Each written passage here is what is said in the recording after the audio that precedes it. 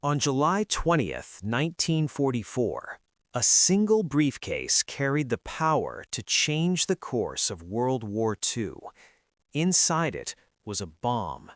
Inside the mind of the man carrying it was a decision that would cost him his life. And inside Hitler's headquarters, history was about to take a terrifying turn.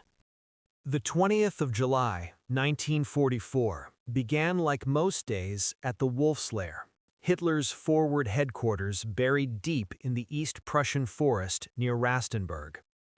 With the particular atmosphere of oppressive routine that had settled over the place like a permanent fog, the Lair was not a place that inspired confidence or clarity.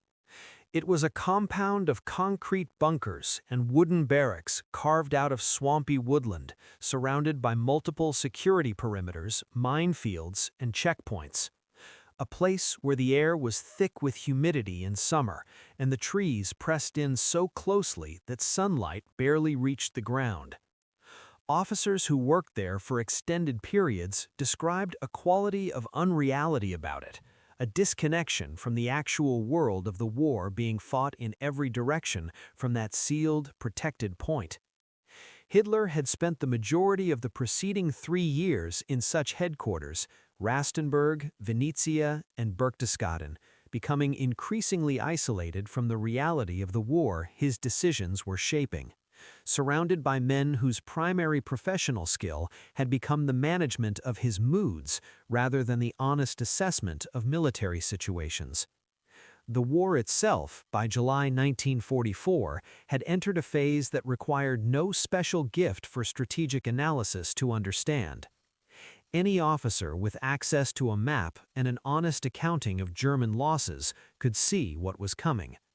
In the east, the Soviet summer offensive, Operation Bagration, launched on June 23, had torn the heart out of Army Group Center. 28 German divisions had been effectively destroyed in 3 weeks. In the west, the Allied landings in Normandy on June 6 had established a beachhead that German forces had failed to eliminate. In Italy, Rome had fallen, and German forces were retreating northward. Germany was losing the war. This was no secret among the senior officers of the Wehrmacht. And among those who knew, there had been for years a small, desperate, repeatedly frustrated conspiracy to remove the man whose decisions had brought Germany to this point. The conspiracy that culminated on July 20th had roots going back to 1938.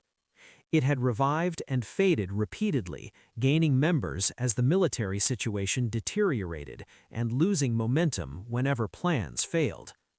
At its center stood Colonel Klaus Philipp Maria Schenk Graf von Stauffenberg.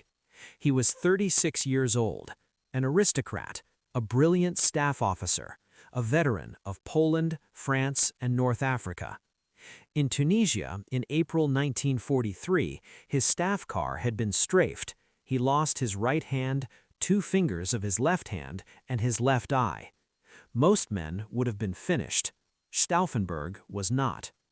By the summer of 1944, he had concluded that the conspiracy failed for one simple reason: no one had both the will and the access to kill Hitler. So he became that person. His appointment as Chief of Staff to General Friedrich Fromm gave him access to Hitler and control over the Reserve Army. And the Reserve Army was the key. Under Operation Valkyrie, it could be mobilized to seize control after Hitler's death. On the morning of July 20th, Stauffenberg arrived at the Lair carrying a briefcase with 2 packages of British plastic explosive. He managed to arm only one. The briefing was held not in the bunker, but in a wooden barracks. That decision would save Hitler's life. Stauffenberg placed the briefcase under the table and left. At 12:42 p.m., the bomb detonated.